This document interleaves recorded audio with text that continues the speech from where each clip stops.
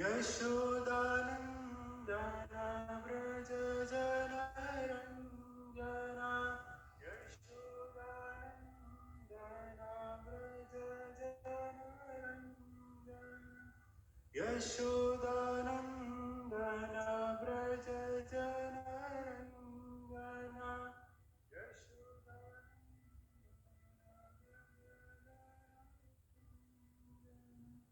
Yamunatiravanachari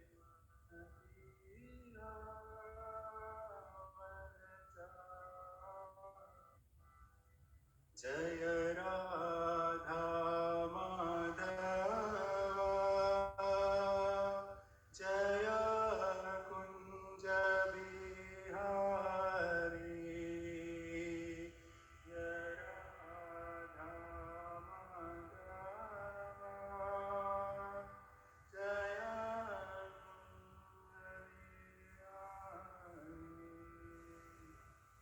Hare Krishna, Hare Krishna, Krishna Krishna, Hare Hare, Hare Rama, Hare Rama, Rama Rama, Hare Hare.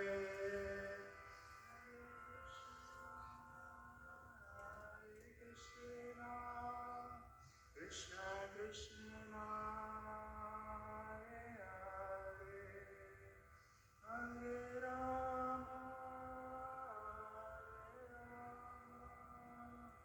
Rama Rama Rama Hare Hare Jaya Prabhupada Prabhupada Prabhupada Jaya Prabhupada Jaya Prabhupada Prabhupada Prabhupada Shiva Prabhupada.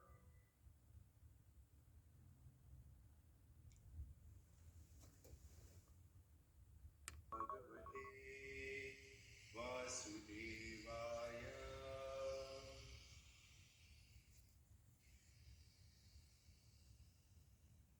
Om Namo Bhagavate Vasudevaya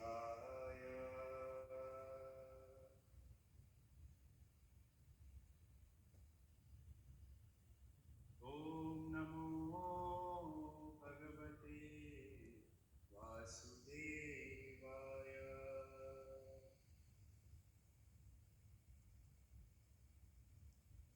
Narayanam Namaskrityam Naram Chaiva Narottamam Devim Saraswatim Vyasam Tato Jayam Udirai Nashtaprayeshu Bhadreshu Nityam Bhagavata Sevaya Bhagavate Uttamashloke Bhaktirtha Nashtikim Krishnaya Vasudevaya Devaki Nandanaya Cha Nanda Gopa Kamaraya Shri Govindaya.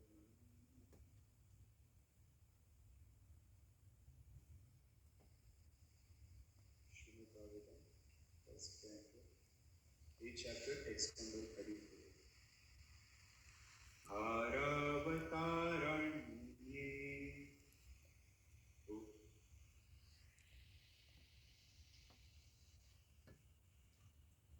Uvodnava Uvodado Sityantya Puribharena Chato Gyatma Uvarditaha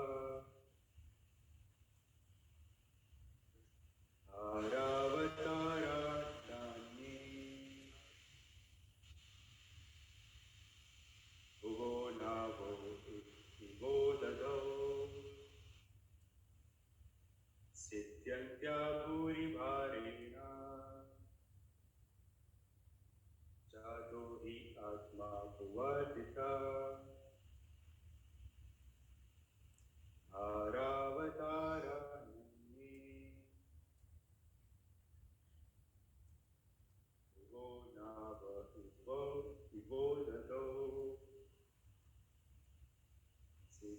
भूरि भारेण जातो यात्मा भुवाटितः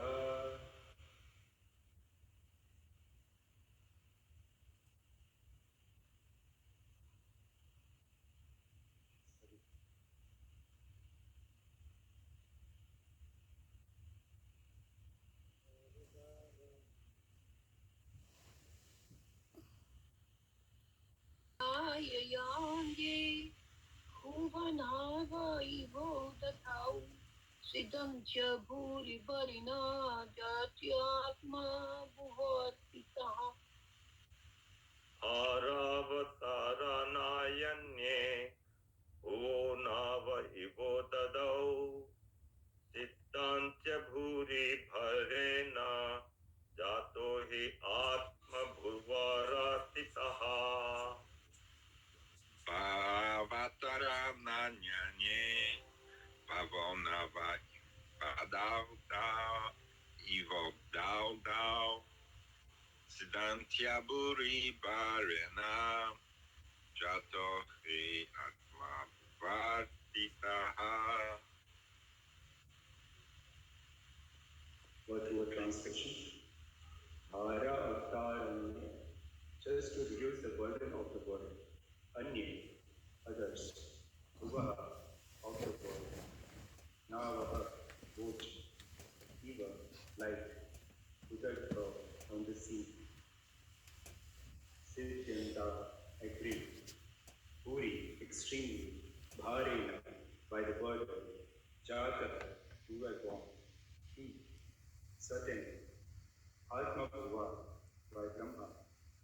Arpitaha, being prayed for. Translation.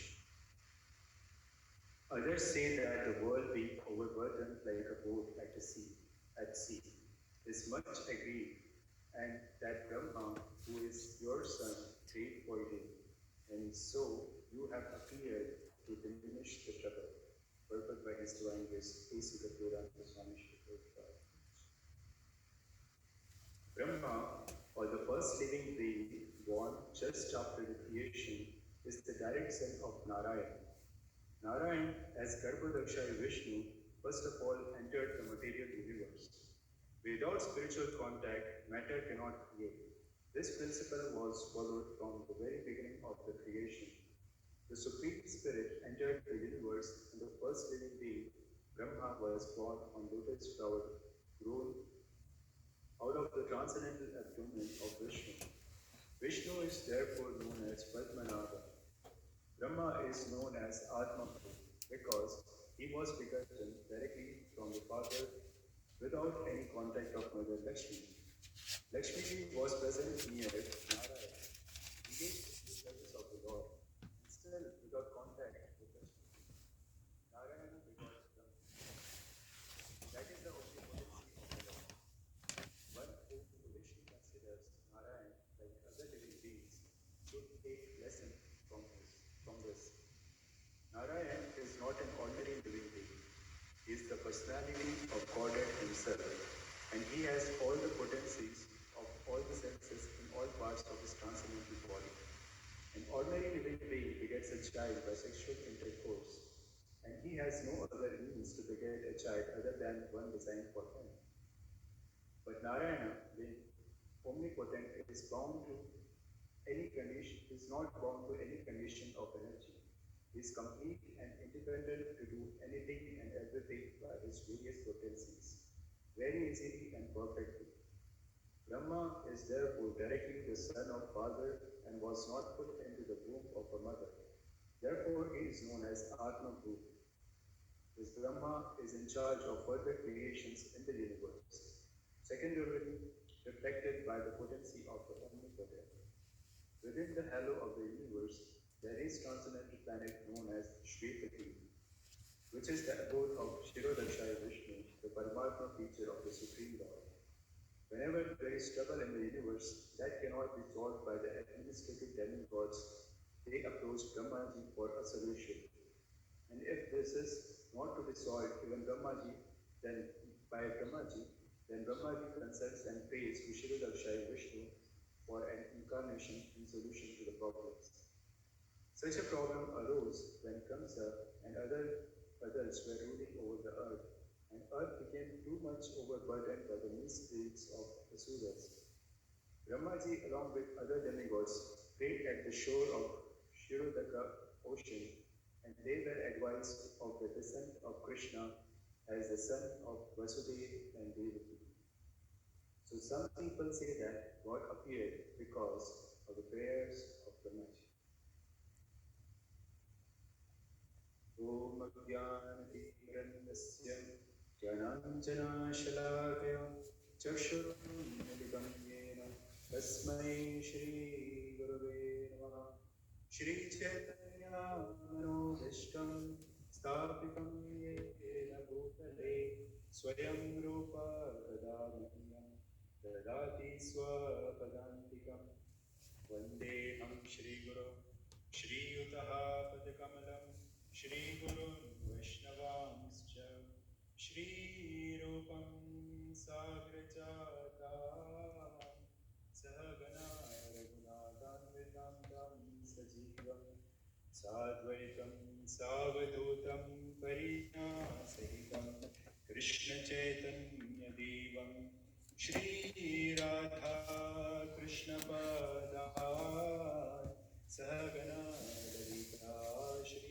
Vishakhamitanscha He Krishna Karuna Sindhu Dinabandhu Jagatpate Gopesha Gopika Kanta Radha Kanta Namostute Tapta Kanchana Gaurangi Radhe Vrindavaneshwari Vrishabhanu Sute Devi Pranamami Hari Priye Vancha Kalpatarubhyascha Kripa Sindhubhya Eva Cha Patitanam Pavanebhyo Vaishnavebhyo Namo Namaha Namo Vishnupadaya Krishna Prishtaya Bhutale Srimate Bhaktivedanta Swami Niti Nami Namaste Saraswate Deve Gauravani Pracharini Nirvishesha Shunyavadi Pasyatya Deshadarini Jai Shri Krishna Chaitanya Prabhu Nityananda Shri Advaita Gadadhar Shivasadi Gaura Bhaktavrinda Hare Krishna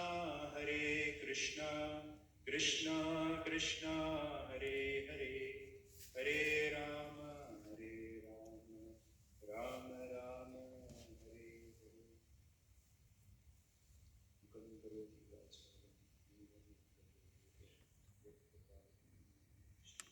Welcome you all to the morning Srimadbhagwatam Class.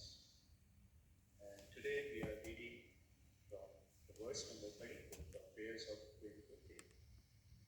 So as we see the flow of the prayers, she has already offered many prayers before this verse.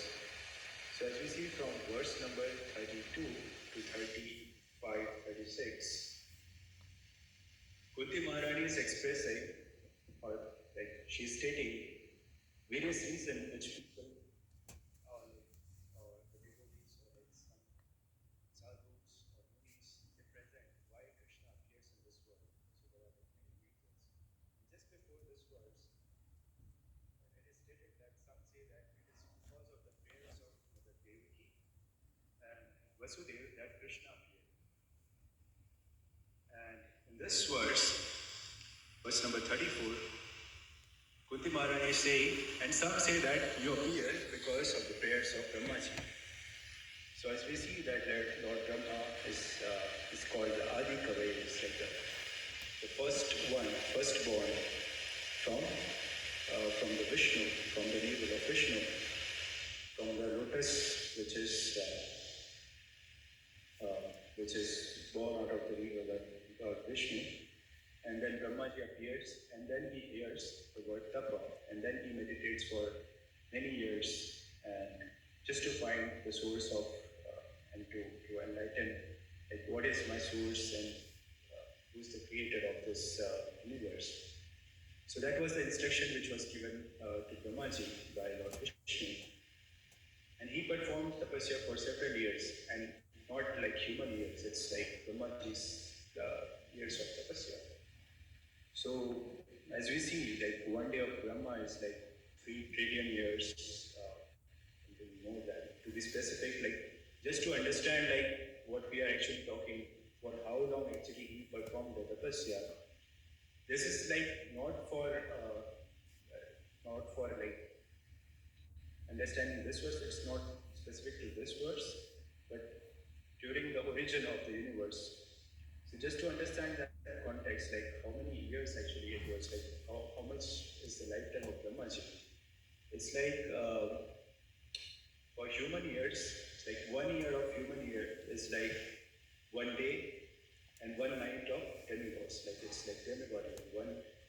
One day, one demigod day basically is like 1 human year. Like, and in Vedic calendar, it is not 365 days; it's like 360 days. So normally, so almost like 6 months is their day and 6 months is their night. So for demigods, 1 year is like their 1 day. So it's like, so for 1 year of demigod, that is like 360 years, human years. And if we say, like, actually this comes in Srimadbhagwatam, third canto, 11th chapter, somewhere there. It is stated that like every yuga is then mentioned in terms of demigod years. It's like, so Satyuga is like 4,800 demigod years. So that is like 4,800 into 360 human years. So that comes to a number. Then Satyuga is like the largest of the 4 yugas. Then comes the Treta Yuga. Treta Yuga is 3,600 demigod years. And Dwapar Yuga is 2,400 demigod years. And Kali Yuga is 1,200 demigod years. So that is like you have to multiply everything by 360 to get the human years. So that would be like Satyuga comes around 1,728,000 years, human years. And then Treta Yuga comes to be around 1,296,000 human years. And Dwapara comes around 864,000 years. And Kali Yuga is like 4,32,000 years. So this is like Satyuga, Treta Yuga, Dwapara Yuga, Kali Yuga. So combine this is like one yuga, one kalpa. So one yuga cycle, then it's like the total of Satyuga plus Dwapara Yuga plus Treta Yuga plus Kali Yuga. And that total is, it's like 4,320,000,000 human years. So that is considered as, so one kalpa is considered as 1 day of Brahma. And it's just a day. Similarly, similarly the night of Brahma. So basically 2 kalpas equal to 1 day and 1 night of Brahmaji. So that is around again like 4,320,000 multiplied by 2. So that's like again a very big number. I mean, we can say that. So that comes out to be 8,614,000,000 years. So that's like 1 day and 1 night of Brahmaji. And in that way, Brahmaji lives for 100 of his years. So that is like, again, multiply that to 100. So that comes out to be like the number that I said. So Brahmaji's life is, in a way, is also called Mahakalpa, because one kalpa is combination of all the 4 yugas, and 100 years of Brahmaji's life it's called one Mahakalpa. So that's like 311 trillion 40 billion human years. So that's the lifetime of Brahmaji. And Sri Prabhupada says that but from the point of view of eternity, that 311 trillion 40 billion years is just like lightning of, it's just like flash of lightning. It just comes and goes. And then Prabhupada also says that ocean, there are like different Brahmas like this. And those Brahmas, the lifetime of these Brahmas, it's just like the bubbles in the Atlantic Ocean. They just come, just go. So for Mahavishnu, it's just like 1 second passing.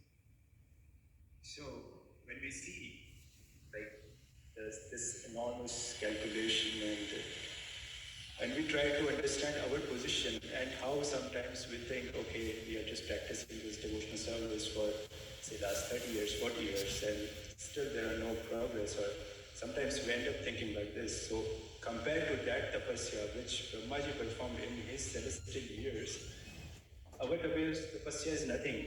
And that's why Prabhupada says that Krishna is so merciful, and once in a day of Brahma, Krishna personally comes on this earth. And even to that, it is so rare that Sri Chaitanya Mahaprabhu comes.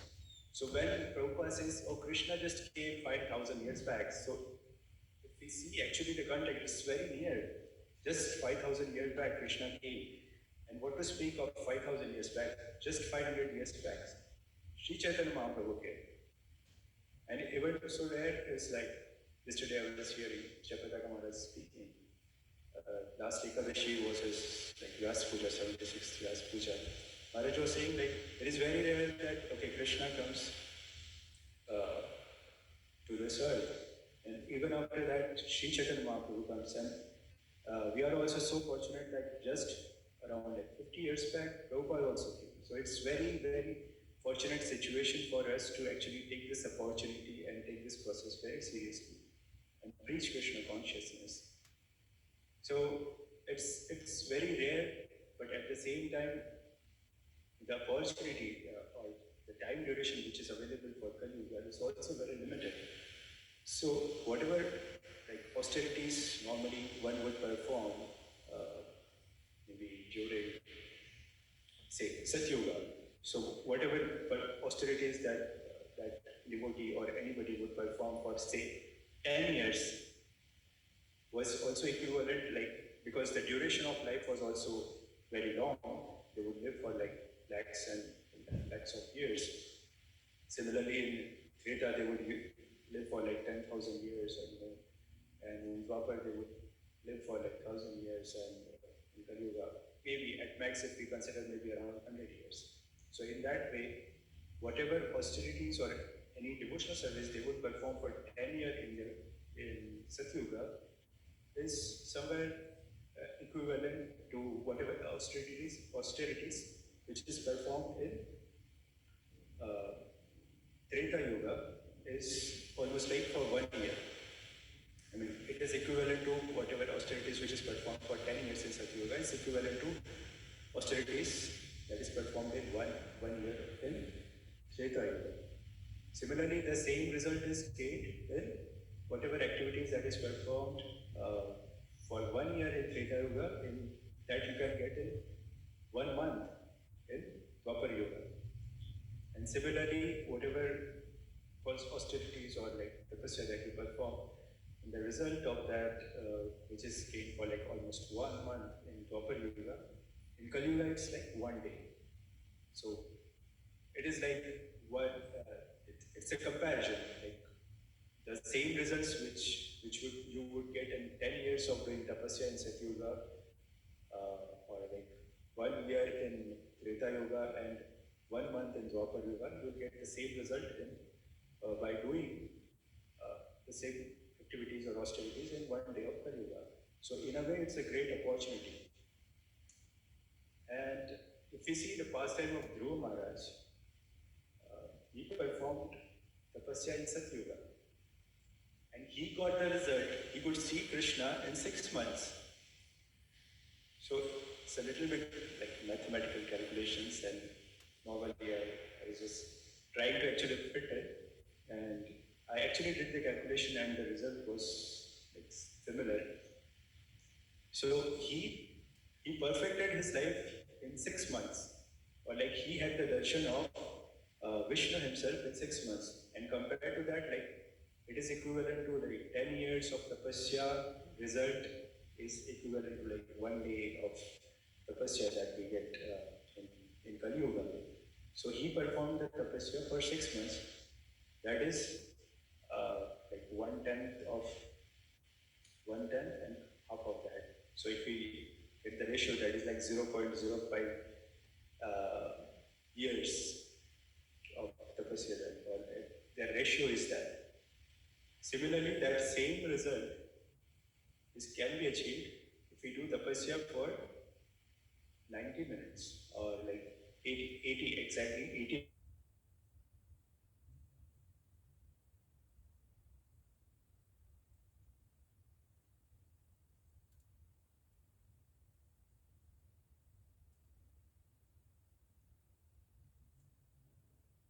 minutes if we had 1 day of tapasya in this Kali Yuga.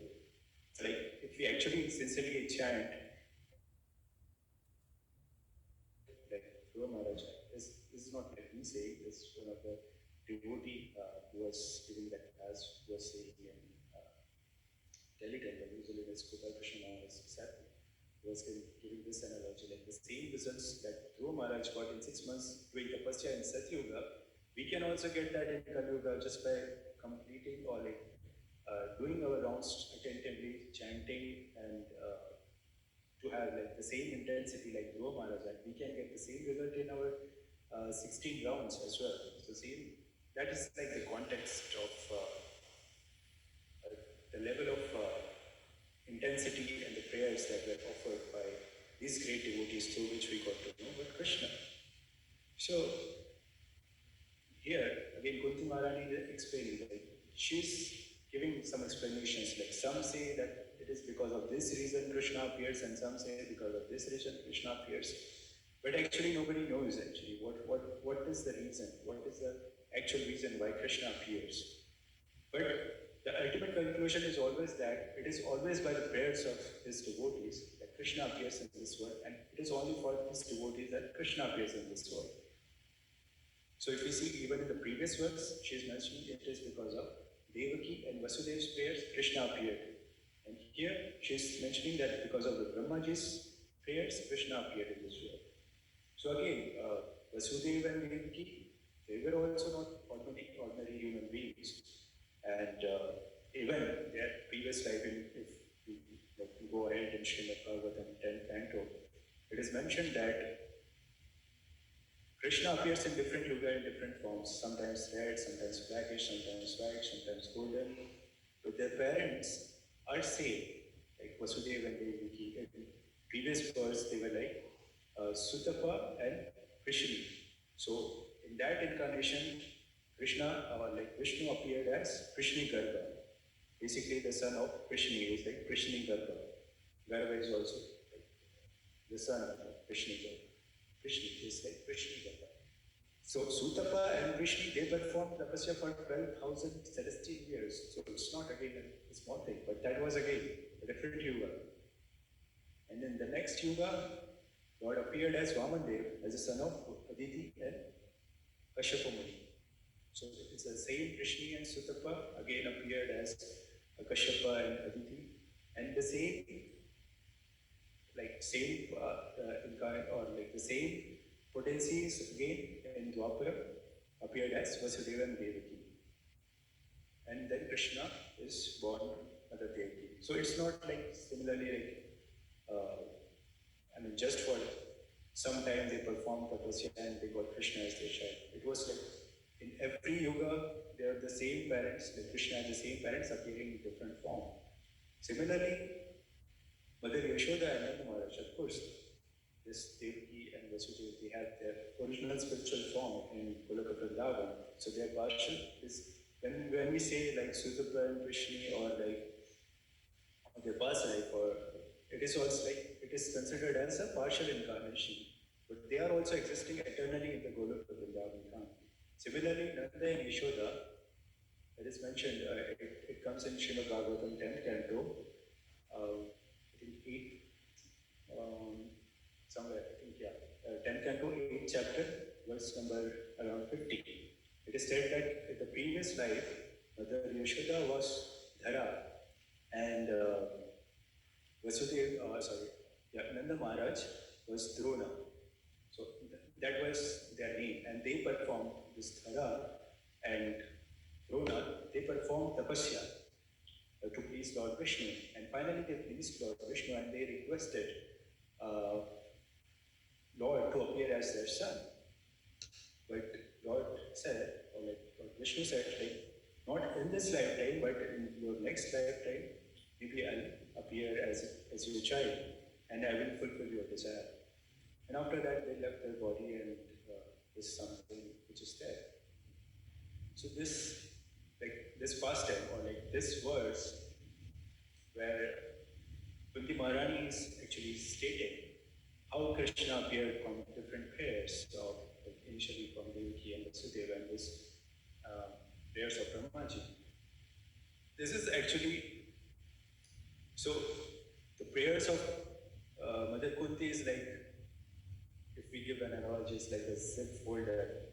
So if you open that folder, like it has a series of prayers, and every prayer is like one folder, and every folder has like different files. So this verse is actually the first chapter of 10th canto of Srimadbhagwatam, where Krishna Lila starts. So from this verse, like she's kind of like also remembering how Krishna appeared in this world. So she's mentioning this pastime where Mother Bhumi, because she was burdened with the sins of various demons and asuras present and exploiting Mother Earth, she was very much tormented and in a pitiful situation.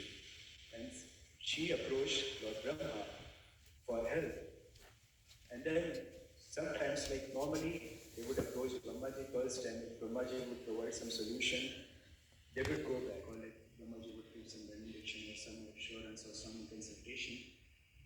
They would normally, demigods and different devotees, they would approach Brahmaji first. If that is not done, then Brahmaji also, if it is not manageable by Brahmaji, they normally approach Lord Shiva along with Brahmaji to give some solution. And if it is not, even that is not manageable with them, then Lord Shiva approaches mostly along with Brahmaji and demigods to Vishnu in Garbhoda ocean, which is mentioned here.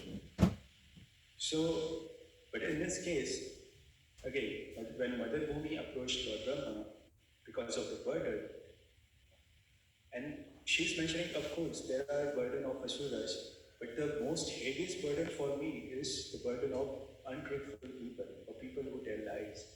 So that is most difficult for Mother Earth to bear.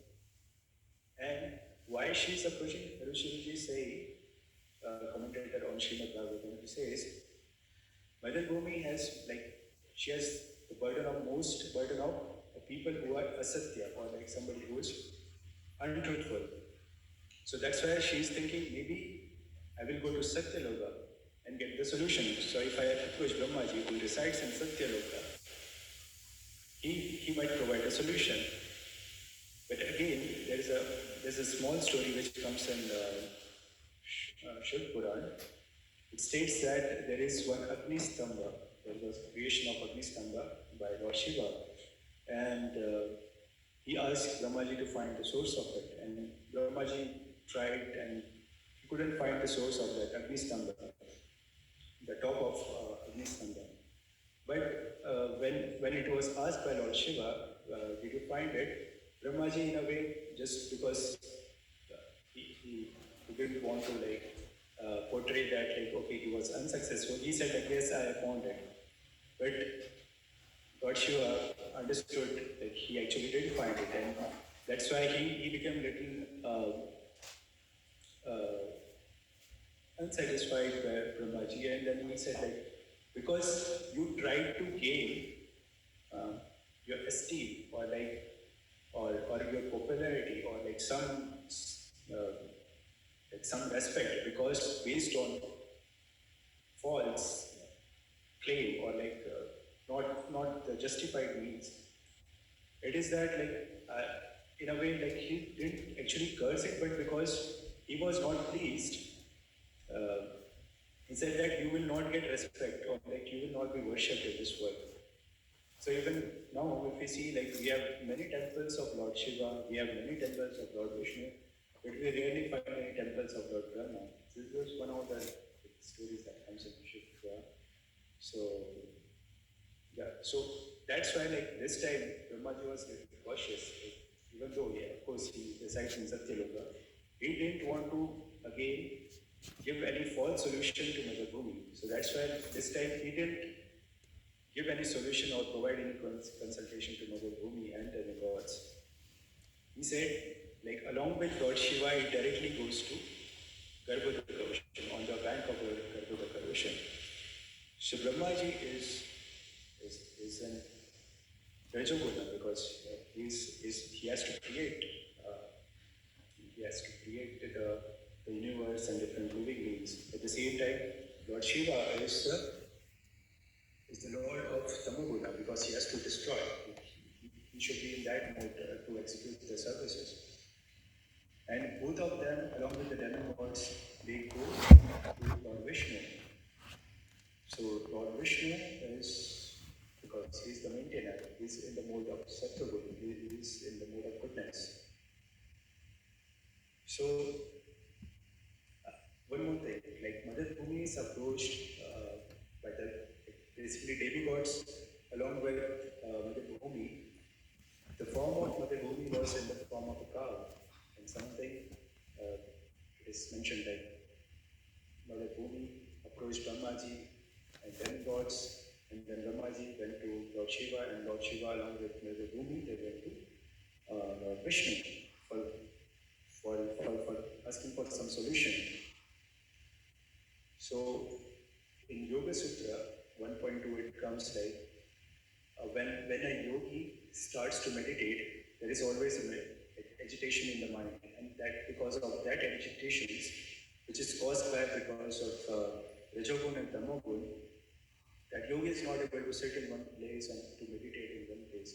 But when the Rajoguna and Tamogun comes in becomes subordinate to the Sattva-gun, then that yogi can able to fix his mind and focus and do meditation, and ultimately chants and gets the darshan of the Lord. Similarly, there is an analogy here. It's like Brahmaji, the Lord of Tamagun, and Lord Shiva, Lord Shiva, the Lord of Tamagun, and Brahmaji, the Lord of Rajagun. Both of them, they submit to the Lord of Sattvagun, that is Lord Shiva. So in that way, figuratively it is stated that when Tamogun and Rajagun surrendered to the Sattvagun, so they eventually found the direction of the Lord. So it's like with some analogy which is kind of given. When Tamogun and Rajagun surrendered to Sattvagun, eventually they had the direction of Lord Vishnu. And also is mentioned that Brahmaji initially had darshan of Vishnuji when he was just sitting in one place and meditating. But this time, he was not in his comfort zone or something. He could have sat in that one place and could have meditated and have darshan of the Lord. But he was always eager to go and have darshan of Lord personally. So if we have to ask something from somebody, it is always good. Of course, we can go and it's like make a phone call. But if we really asked or really wanted to ask something and want to please the other persons, it is always to go and have a personal interaction with that person, especially if we are asking something. So in this way, like Brahmaji, he could have sat in one place and meditated on Lord, but he actually went and approached the Lord. So it is stated like that. We should always be eager to come to the temple and have darshan of the Lord. If we are, of course, we are not coming here to ask every time. But if we are praying something, that is also in a way we are asking. So it is always good that we come in front of the Lord and pray to the Lord, to have that personal darshan and personal interaction with the Lord. Similarly, there is a different rasa or like a different analogy which is given by Harishwariji again. He says Brahmaji prayed there is burden on Dhara. Dhara is also the other name of Bhumi Devi. So Vishnuji assured him like, okay, I will take incarnation and I will remove the burden on Dhara, or I will help Mother Dhara to remove this calamities. So he's explaining there are like two level meanings of this. First level, Dhara is also called, like we say, Garbhadhara, or Garbhadhana and Garbhadharana. So Garbhadhara is also, Dhara is also called the atmosphere in which the baby is born, embryo is developed. So when Vishnu is saying, okay, I will come and solve this problem of Dhara, he has two meanings. One is, of course, removing the burden or solving the problem of Mother Earth. The other name of Dhara, of Earth is Dhara. And another way is also hinting that I will also remove the problem of repeated birth and death. So the problem caused on Dhara because of Dhara. But there is also a third meaning, which I recently mentioned. Like in the previous life, Yashoda was Dhara. So she prayed for Lord Vishnu to appear as child. I mean, they performed that. Like, the austerities for us. That is the third meaning. I will first come and remove the burden of Dhara. I will also provide the solution to Dhara and also fulfill the mission of, like the desire of Dhara. So there is a order in which he does that. So he first fulfills so if we see, he first fulfills his desire of his devotee. Vishnu first fulfills the desire of his devotee. So first he fulfills the desire of Dhara by being the son of Yashodamani. Then he fulfills the desire of another devotee, which is Dhara, the Mother Earth, by killing the demons, or like by removing this burden, or killing the asuras. And also by performing this pastimes, wonderful pastimes of his sweetness, greatness, and also killing the demons, he also attracted all other living beings who can be free from the other Dhara, the problem of Dhara, which is repeated birth and death, the cycle of repeated birth and death. So in that way, like multiple way, Lord Vishnu fulfilled the desire of different devotees. And on the other way, there is also a reason which the Harishwari is mentioning, is like why Brahmaji also took Lord Shiva with him. So he says that, like, of course, Krishna appears in this world for Paritrana Sadhana and Vinashacha Duskritam. So of course he has that Sattva Gun, which he already has for reciprocating with his devotees and devotional service. But for also to save something, or to create something, or to save something, he would require some passion. So that's why I was here. And to kill the demons, he has to destroy some demons. So that's why Lord Shiva is also here. So in a way, like he's signifying that, okay, by approaching different ways or different level of understanding, like why they approached Krishna or like Vishnu to appear in this world. Similarly, this is of course in a mode of greatness, but in the mode of sweetness, Vishwanath Chakravarti Thakur states that Krishna delivered Mother Earth just like Kubja. How this is compared? So like Kubja, because what is the description of Kubja, if you know? She was not so attractive, so not so beautiful. And she was hunchback. That is because she was like bending from her back, and she was hunchback. So similarly, Vishwanath Chakravarti Thakur explains that Mother Earth is burdened because of the sins of Asuras, and she was in that form, or like she was not so in best shape of her life. And she was also hunchback because of the burden of Asuras, and she's approaching Krishna. And in that way, then Krishna keeps one feet on the feet of Kubja, and from Kubja's chin, Krishna just lifts it up and makes her beautiful again. Similarly, when Vishnu appeared on earth, he made hunchback Mother Earth again beautiful like Kubja. Another uh, analogy of sweetness in the mode of sweetness in Vallabhacharya, one of the commentators says that when Krishna was eating dirt, he was giving that explanation in his mind as a justification because you all prayed for me to come on this earth to remove the burden of earth, so I'm doing my contribution by eating dirt, so I'm just lightening the burden on earth. So it's like one of this, the sweetness of Krishna appearing in this pastime. So there are many various reasons which are stated by Mother Kunti and various acharyas, and there are also various commentators who gave various explanation to this pastime.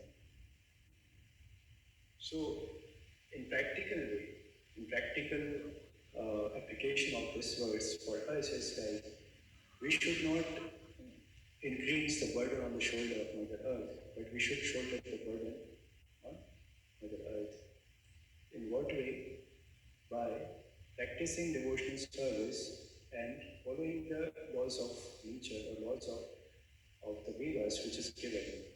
For example, for even in a city, if all the citizens are following the law and order perfectly, there is less trouble for administration to take care of their citizens, and they might end up giving like more privileges, more benefits to those citizens because they don't have to worry about them being following the rules and regulations.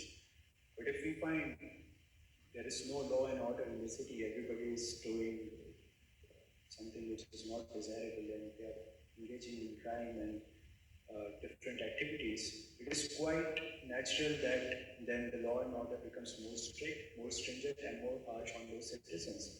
Similarly, if we follow the laws of the Lord and by being a good devotee and practicing it and preaching it, we can invoke or we can remove the unnecessary catastrophe that occurs in this world just to,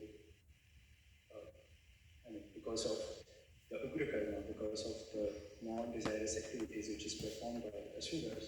So it's not that the asuras were already there in Satyuga and not present, but it is still happening. And like Mother Earth says, like for her, the greatest burden is somebody who is untruthful. So we have to practice our devotional service in a truthful way, and also we should shoulder the burden of the acharyas, of the Krishna, of the Vishnu, so that we can help him in his mission of removing the burden of mother. In that way, we can practice our devotional service, and we should not give burden to our predecessor acharyas in a way of being non-cooperative or in a way so that we should not have to spend more energy in finding the solution of internal problem rather than they should be free in preaching Krishna consciousness all over the world and not to worry about the internal problems or different difficulties. So it is our responsibility to share this burden, to shoulder this burden and not be a burden to the parampara or the previous acharyas. So thank you very much. If there are any questions and comments.